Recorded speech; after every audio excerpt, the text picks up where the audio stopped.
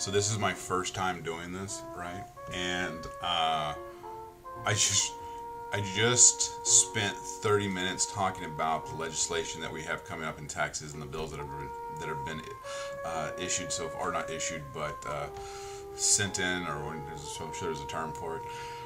I just spent 30 minutes doing that. Thought I recorded it, and I didn't record it at all.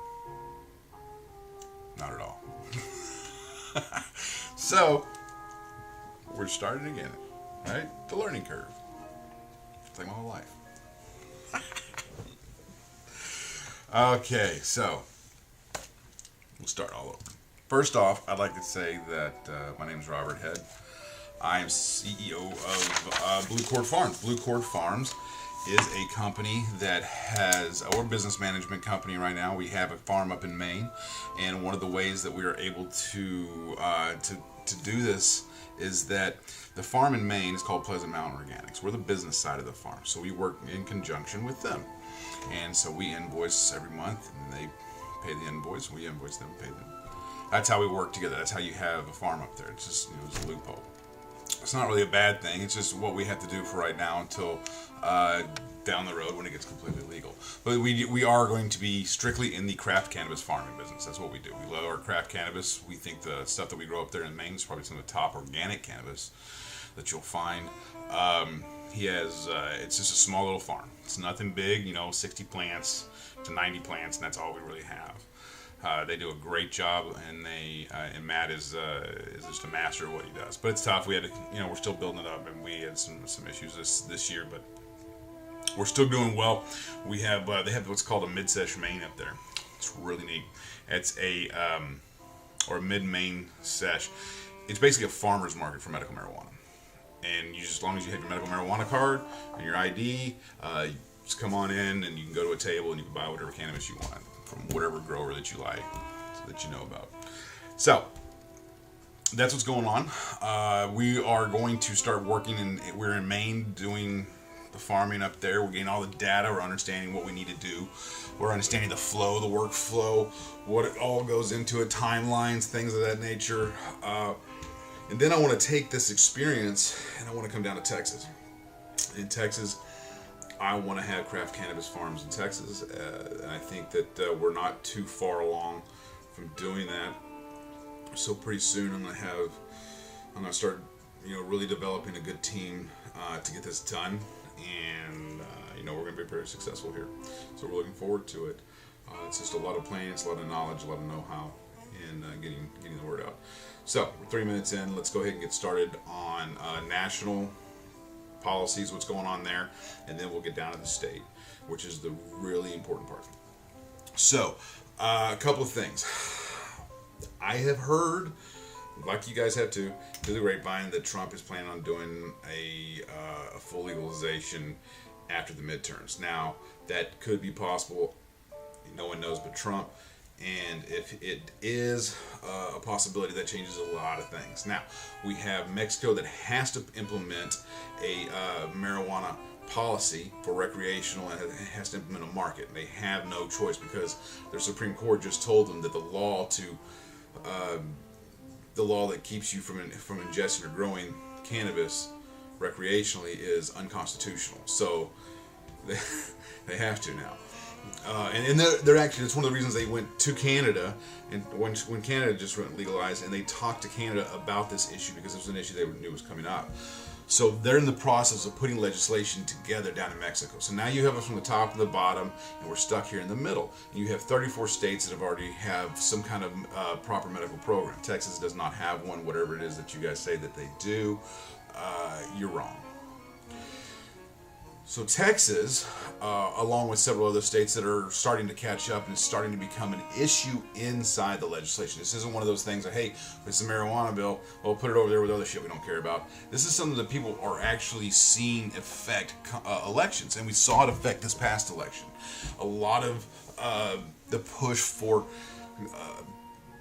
people not supporting cannabis, especially those that no veterans and no children that need that cannabis in order to live a proper life or to live a better life.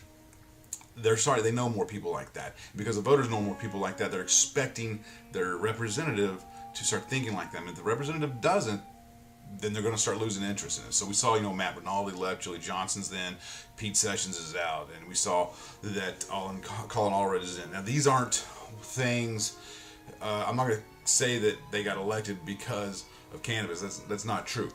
But what I am saying is that cannabis is an issue that the Democrats majority agree on, and the Republicans are starting to lean towards, because they know that the people's voice is changing, so they need to start listening more to the people, and they're getting there. So I think we're going to see a lot more movement with legalization, because at the end of the day, the point is not the person in office, but to get this plant legalized so that we can get it out to the people who want to grow it, and we can get the product to the people who need it, and that we become a healthier nation, a better nation. You're a lot more mellow and calm down when you're smoking weed than you are when you're out drinking or doing other things.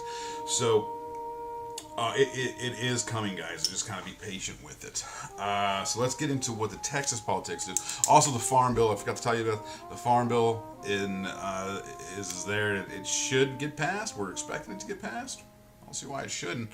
I don't see why Trump wouldn't sign off on it. Everybody seems to be on board with the whole hemp thing, and that's going to be the biggest industry in the next 30 years anyways. So here in Texas, hemp farming is going to be big, manufacturing is going to be big, and yeah. So if you got a lot of money and you're interested in doing hemp and you want a good idea, you can contact me, because I've had some pretty good ideas for it. All right, let's do this. Senate Bill 63, Joe Moody. Joe helped Beto's group, and did very well. Whatever the outcome was, it was a successful campaign. That campaign was bigger than Beto. I can tell you that. But Senate Bill 63. So if you have less than an ounce, it's pretty much a $250 fine if they even do anything about it. But if it's an ounce between 2 ounces, is going to be a Class B misdemeanor, $250 fine. Class A misdemeanor is 4 ounces to 2 ounces. And if you're an indigent part of that community, let's say if you get busted by the Farmers Branch Police and you live in Farmers Branch, then you can do community service up to 10 hours, and that'll take care of it too. So those are some of the really cool things about that bill. It does bring it down, so there's not flooding the jails or ruining people's lives or anything else. Now, I do think that somewhere in that bill we need to include that the grandfather, everybody else in the past who are in jail for anything that's in this bill, they need to be released. And I'm sure lawsuits will ensue, and that's going to be a question. But neither way, if you're going to have this bill, that needs to include past to bring them out of jail, because it's not fair to keep them in there. This is something that I don't know if you include that the governor will sign it. So that's going to be an issue. Moving on. Also too, this needs to be understood that if you can't do this every single time, and that's what's going to happen. It's not a $250 fine and time served every single time. It adds up. So you keep screwing up and you keep getting caught. A, you're an idiot. B, you're dealing with close to a felony, or you're going to start doing some jail time. Senate Bill 90, all right, is basically revamping Teacup to a certain extent, but it starts off why no separation of kids for kids or for homeschooling and cannabis and a few other things, and as long as you have a license. And then it goes on to tell you that it's opening up the Teacup of disabilities to pretty much anything. If it's considered a debilitating issue, you can name it. You got a lot of hiccups. I don't know. But it pretty much opens it up. And then it also says that it takes away the THC limit. And so you're basically getting what Oklahoma is in this bill. It's very similar in regards to what is allowed. It doesn't get into tiers and doesn't get into cultivating facilities or anything of that nature. It does set limits on cap. I believe it was like $5,000 fee and a $2,500 fee One was for cultivation, and one was for dispensing and processing. The other thing too is that it says home grow of 6 plants or more. So when it gets down to the rules committee, the rule committee can say, well, you're only allowed. They're not going to come down and say you're only allowed 1 plant. They will give you 6 plants or more, and probably I wouldn't see it go any more than 6 if this bill even got to that point where we're talking about it. Right? First off, may not. And let me add too, before we go further. There are a lot of bills, and everybody's giving all the marijuana industry, Jackson, Heather, David, they're all wanting the rec bill to pass. That's their idea. The reality is they have to find the ones that are going to be the best passing. And we know the decrim bill is going to be the best, and we know that if people are jumping on board the rec, then they're going to push the rec. But they're going to put them all out there, and whoever gets the most support, that's the one they're going to try to do them the most push, because that's unfortunately going to be the ones that are going to win. It's going to be the decrim, and we may see an expansion. The constitutional amendment for the medical, I mean, that's a possibility, but it's very hard to see how that would get done. I mean, that might be very difficult, but I'd be all for it. Okay? So SB 90 ends up, like I said, no THC limit, and it also takes all the doctors from prescriptions to recommendations, and takes them out of the loop. They can't get criminalized or penalties or anything of that nature through their licensees or whoever they work with, their insurance companies, for doing it. They can't get dinged. HB 186, Terry Canals changed the weight calculations. So this one was really weird. So this one is basically saying you can only weigh the cannabis itself. So if they bust you with a bag of weed, they have to take the weed out and weigh just the weed. They can't weigh the weed and the bag. In 2019 session, you're going to see that bill, right? 34 states of medical marijuana, and the best you could do is get rid of the bag when we weigh it. None of the fines, none of the penalties changed. I mean, they're all, it's over an ounce, it's like a felony, or 2 ounces, it's a felony. So Representative Canals didn't do much as far as help with a bill. This bill, to me, seems like someone who's trying to be in good graces with some of the Republicans that are leaning to the left. That's what that sounds like. It sounds like he's trying to save votes. So we'll see how that works out. HB 122 by Gina Hinojosa, I believe. Let me see. I'll make sure this is right. I F up her name.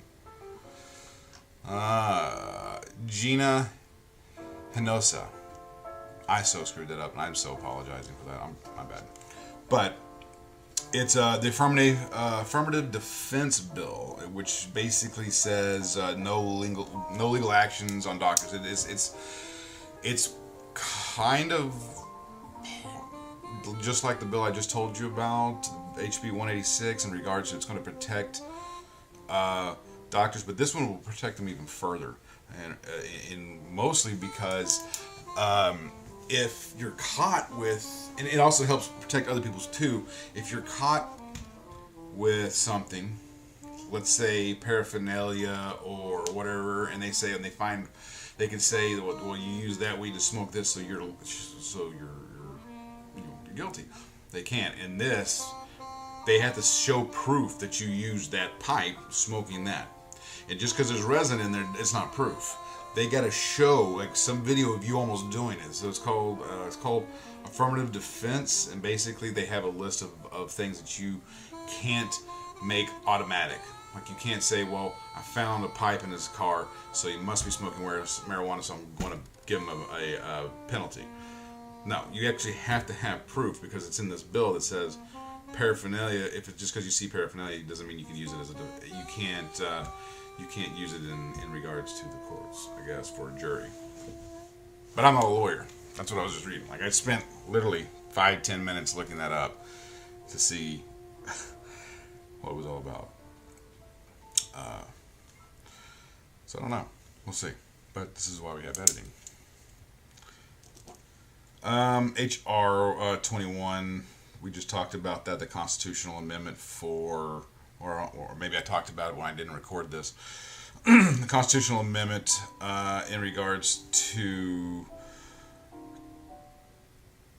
medical marijuana. So it makes it that it tells the state of Texas you must have a regulated market for medical marijuana, and it's pretty much cut and dry. So that could go forward, and then you have to have a medical marijuana market and you have to be able to regulate the market and open it up here in Texas. It's part of the Constitution. It states it. What's the best way to state this?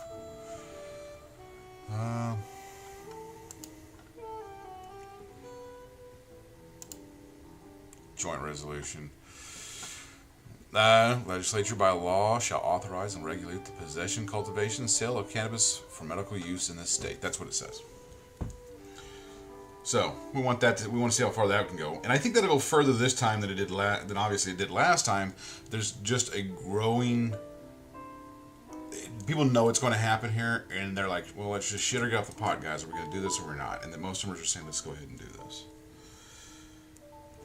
HB 209 by Ron Reynolds is very similar to SB 90.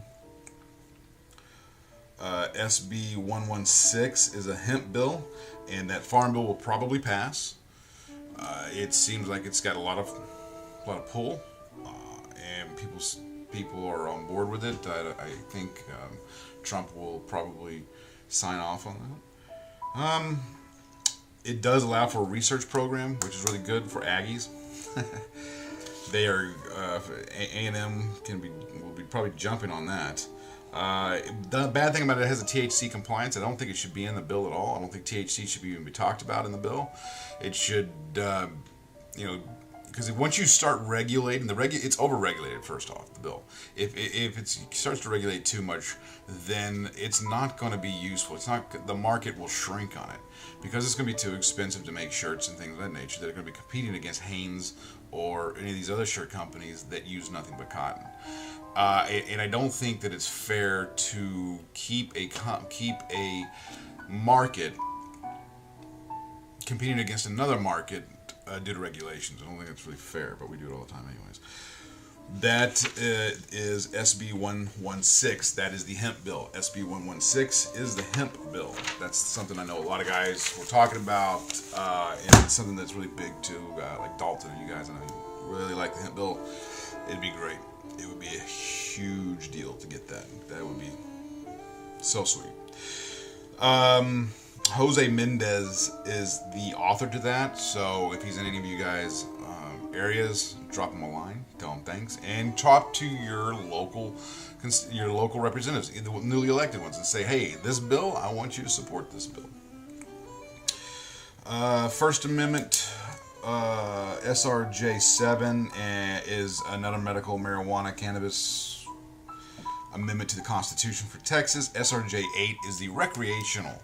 So it just says it's a recreational market. It doesn't say medical use. It just says cannabis in general. So that Joint Resolution 8 and Joint Resolution 7 and Joint Resolution, I believe, 22 or 21. Those are going to be your resolutions to the Constitution that allow us to have cannabis.